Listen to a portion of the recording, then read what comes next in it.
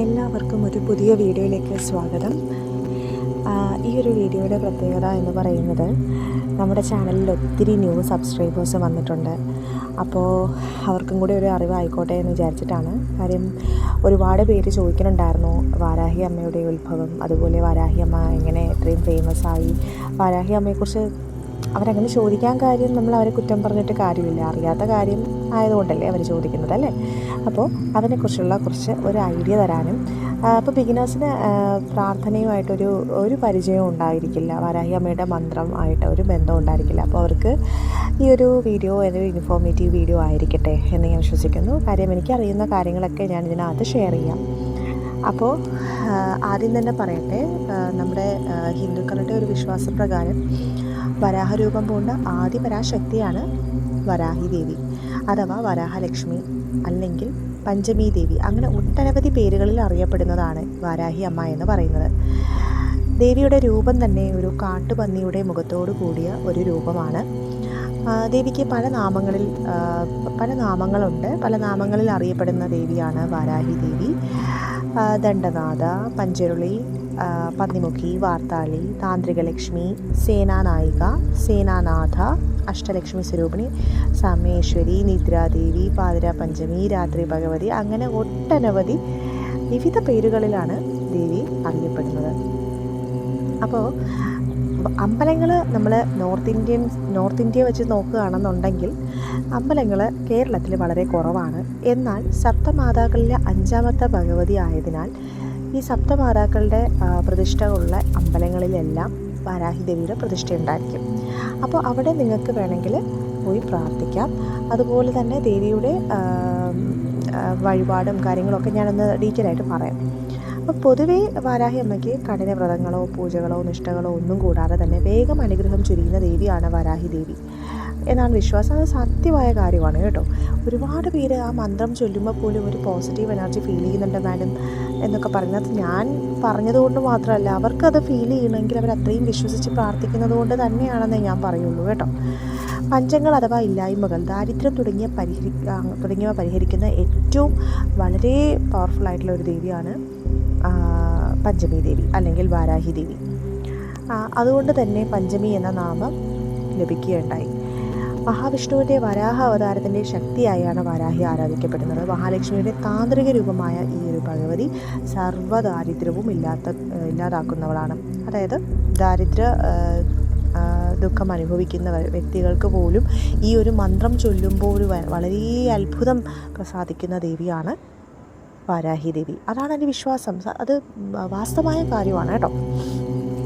ജഗദീശ്വരിയും ആദിപരാശക്തിയുമായ മഹാത്രിപുരസുന്ദരിയുടെ അതായത് ദുർഗാശക്തിയുടെ സേനയുടെ സൈന്യാധിപതിയായ യോദ്ധാവായിട്ടും വരാഹി ദേവി അറിയപ്പെടുന്നു. വരാഹരൂപം പൂണ്ട മഹാകാളിയായിട്ടും അഷ്ടലക്ഷ്മിമാരുടെ ഐക്യരൂപമായിട്ടും ഒക്കെയാണ് ദേവി അറിയപ്പെടുന്നത്.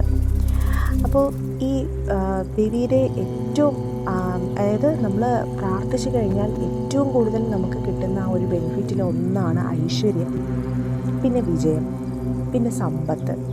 പലർക്കും വിജയം കൈവരിക്കാൻ പറ്റാത്ത അവസ്ഥ അല്ലെങ്കിൽ പല സിറ്റുവേഷനിലൂടെ കടന്നു പോകുന്ന ആളുകൾ പോലും അവരൊരു ദൃഷ്ടിദോഷം എന്ന് പറയാൻ പറ്റില്ല, ചിലപ്പോൾ അവർക്ക് എന്തെങ്കിലും ഒരു സമയദോഷം ഉള്ളതുകൊണ്ടായിരിക്കാം, അറിയില്ല, ആ ഒരു ഇതിലേക്ക് എത്തില്ല. അതുപോലെ സാമ്പത്തികമായി സമ്പത്ത് ഒരുപാടുണ്ട്, പക്ഷെ കയ്യിൽ നിൽക്കില്ല. അത് പല രീതിയിൽ പോകുന്നു, പല കാര്യങ്ങളായിട്ട് അങ്ങനെ പോകുന്നു. അപ്പോൾ അങ്ങനെയുള്ളവർക്കൊക്കെ ഏറ്റവും പിന്നെ ഐശ്വര്യം, എന്താ പറയുക, ദാരിദ്ര്യശമനം, രോഗശമനം, അങ്ങനെ ഒട്ടനവധി ബെനിഫിറ്റ്സ് ഈ ഒരു മന്ത്രത്തിലൂടെ ഉണ്ട് കേട്ടോ. അപ്പോൾ ദേവിയുടെ മന്ത്രജപം, ആ ഒരു ദേവിയുടെ മന്ത്രം ജപിച്ചാലുള്ള ബെനിഫിറ്റ്സാണ് ഈ പറഞ്ഞ കാര്യങ്ങളൊക്കെ. പിന്നെ ഞാൻ നേരത്തെ പറഞ്ഞു നോർത്ത് ഇന്ത്യയിലൊക്കെ ഏറ്റവും വളരെ വിശ്വാസത്തോടു കൂടി ഭയങ്കര വലിയ പൂജകളൊക്കെ ചെയ്താണ് അവിടെ ആഘോഷിക്കുന്നത് കേട്ടോ.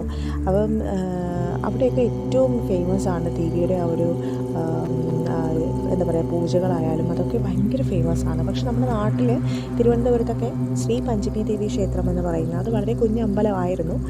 അതിപ്പം അവിടുത്തെ ആളുകൾക്കൊക്കെ ഒരുപാട് കാര്യങ്ങൾ, ഒരുപാട് അനുഭവങ്ങളൊക്കെ കിട്ടിത്തുടങ്ങി. അങ്ങനെ ആ ഒരു അമ്പലം അവർ നല്ലപോലെ പണിത് അത് നല്ല വലിയൊരു അമ്പലമായി മാറിക്കഴിഞ്ഞു. ഒത്തിരി ഫേമസ് ആയി അത്.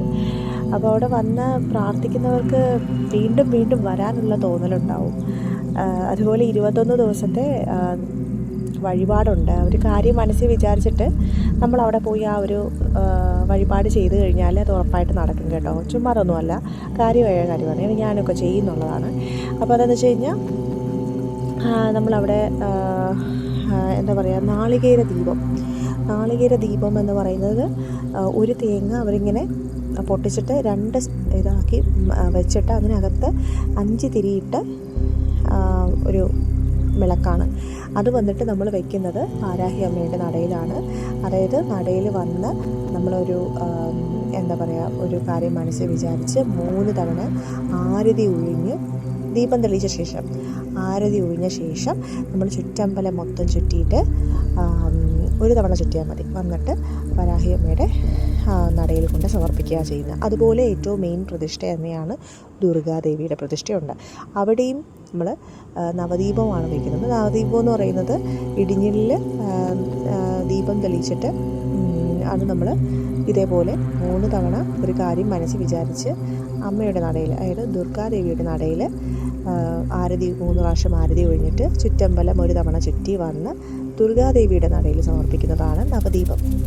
അപ്പം ഇങ്ങനെ 21 ദിവസം തുടർച്ചയായി ചെയ്യുന്നവർക്ക് ഒട്ടനവധി മാറ്റങ്ങൾ വന്നിട്ടുണ്ട്. അവർ വിചാരിച്ച കാര്യങ്ങൾ നടക്കുകയും ചെയ്തു. ഒട്ടും പ്രതീക്ഷിക്കാതെ വെയിറ്റ് ചെയ്തിരുന്ന പല ഇൻ്റർവ്യൂസ് ആയാലും പല കാര്യങ്ങളായാലും എനിക്ക് തന്നെ ഒരു ഇൻ്റർവ്യൂവിന് വേണ്ടി ഞാൻ വെയിറ്റ് ചെയ്ത കാലങ്ങളായിട്ടുണ്ട്. അപ്പോൾ എനിക്ക് അവിടെ പോയി എനിക്ക് ഇൻ്റർവ്യൂ വേണം എന്ന് പറഞ്ഞ് ഞാൻ പ്രാർത്ഥിച്ചിട്ടില്ല. പക്ഷേ ഞാൻ എൻ്റെ വിഷമം ഞാൻ അവിടെ പറഞ്ഞിരുന്നു. എന്ത് പറ്റിയെന്ന് എനിക്കറിയില്ല എന്നുള്ളൊരു ഒറ്റ കാര്യം ഞാൻ പറഞ്ഞിട്ടുള്ളൂ. അന്ന് ഞാൻ വന്നു എനിക്കിപ്പോഴും അത് പറയുമ്പം ഒരുമാതിരി തോന്നുന്നു. കാര്യം എന്ന് വെച്ച് കഴിഞ്ഞാൽ ഞാൻ ഒട്ടും പ്രതീക്ഷിക്കാതെ വന്നൊരു റെസ്പോൺസായിരുന്നു. അത് ഞാൻ പറയുമ്പോൾ നിങ്ങൾക്ക് എത്രത്തോളം മനസ്സിലാവണം എന്നറിയില്ല. പക്ഷേ വാസ്തവമായ കാര്യമാണ്. അതൊരു വന്ന് എനിക്ക് അപ്പം തന്നെ മെസ്സേജും വന്നു, എനിക്ക് ഇൻ്റർവ്യൂ ആണ് എന്നുള്ള കാര്യങ്ങളും എല്ലാം. ശരിക്കും അത് പറയുമ്പോൾ നിങ്ങൾ വിചാരിക്കും ചുമ്മാ തള്ളുവാണെന്ന്. അല്ല, വാസ്തവമായ കാര്യമാണ്. അമ്പലത്തിൽ മണി അടിക്കുന്നുണ്ട്, നിങ്ങളത് കേൾക്കുന്നുണ്ടാവും. അപ്പോൾ സത്യമായ കാര്യമാണ് കേട്ടോ. എനിക്ക് ഭയങ്കര വിശ്വാസമാണ് ദേവി എന്ന് പറയുമ്പോൾ. എനിക്കങ്ങനെ ഇൻ്റർവ്യൂ ഒക്കെ ആയി, എല്ലാം സെലക്ഷനായി, എല്ലാമായി ഞാൻ പോകാൻ നിൽക്കുക. ഓക്കെ, അപ്പോൾ എല്ലാം ദേവിയുടെ അനുഗ്രഹം ഉള്ളത് കൊണ്ട് തന്നെയാണ് ഇതുവരെ എനിക്ക് എത്താൻ പറ്റിയത്. ഇതിനിടയ്ക്ക് ഒരുപാട് പ്രശ്നങ്ങൾ ഇങ്ങനെ ഒരുപാട് കാര്യങ്ങളുണ്ടായിരുന്നു. എല്ലാവർക്കും ഉള്ള പോലെ എനിക്കും ഉണ്ട്, അത്രേ ഉള്ളൂ. പക്ഷെ നമുക്കൊരു സ്ട്രോങ് ആയിട്ടുള്ള നമ്മുടെ ഭർത്താവും അതുപോലെ സ്ട്രോങ് ആയിട്ടുള്ള ഫാമിലിയും അച്ഛനും അമ്മയും അമ്മായിയമ്മയും അമ്മായിയച്ഛനൊക്കെ ഉള്ളത് കൊണ്ട് ഞാൻ വളരെ പ്രൗഡാണെന്ന് വേണമെങ്കിൽ പറയാം. കാര്യം അവരുടെയൊക്കെ ഒരു സപ്പോർട്ട് ഉള്ളതുകൊണ്ട്. അതും ഇല്ലെങ്കിലുള്ള അവസ്ഥ വേറെയാണ്. അപ്പോൾ ആ ഒരു ദുഃഖമായ അല്ലെങ്കിൽ ആ ദുരിതമായ ആ ഒരു സിറ്റുവേഷനിൽ പോലും എന്നെ ചേർത്ത് പിടിക്കാൻ അവരെ ഉണ്ടായി. അപ്പോൾ അതുകൊണ്ട് എനിക്ക് ദേവിയോടുള്ള ആ ഒരു അറ്റാച്ച്മെൻ്റ് എന്ന് പറഞ്ഞറിയിക്കാൻ പറ്റില്ല കേട്ടോ, അത്രയ്ക്കുമുണ്ട്. അപ്പോൾ അത്രയേ ഉള്ളൂ. നമ്മൾ അവിടെ പോയി അത് പ്രാർത്ഥിച്ചു കഴിഞ്ഞാൽ ഉണ്ടല്ലോ നടക്കും. ഇനിയിപ്പോൾ അവിടെ പോകാൻ പറ്റാത്തവരായിക്കോട്ടെ, അന്യദേശത്തുള്ള ആളുകളുണ്ട്, അതുപോലെ തന്നെ പല രീതിയിൽ ട്രാവൽ ചെയ്യാനൊക്കെ ബുദ്ധിമുട്ടുള്ളവർ, കിടക്കയിൽ തന്നെ കിടക്കുന്നവരുണ്ട്, അതായത് രോഗശമനം ആഗ്രഹിച്ച് കിടക്കുന്നവരുണ്ട്. അപ്പോൾ അവർക്കൊക്കെ ഏറ്റവും നല്ലതെന്ന് പറഞ്ഞാൽ ഒന്നുകിൽ ഈ ഒരു വീഡിയോ നിങ്ങൾ ശ്രവിക്കുക, കേൾക്കുക. മന്ത്രം കേട്ട് പറയാൻ പറ്റാത്തവരാണെന്നുണ്ടെങ്കിൽ മന്ത്രം ഒന്ന് ശ്രവിച്ചു കഴിഞ്ഞാലും വളരെ നല്ലതാട്ടോ.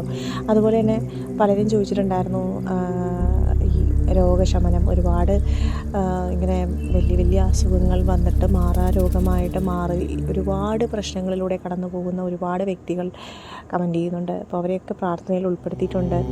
അതുപോലെ തന്നെ തൊഴിൽ രഹിതരായിട്ടുള്ള ആളുകൾക്ക് അവരുടെ വിഷമം എന്ന് പറയുന്നത് പറഞ്ഞറിയിക്കാൻ പറ്റില്ല, അത്രത്തോളം ഫേസ് ചെയ്തുണ്ടാവും. എനിക്ക് മനസ്സിലാവും കേട്ടോ. ഞാൻ ഒരുപാട് അത്യാവശ്യം അനുഭവിച്ചിട്ടുള്ളതാണ്.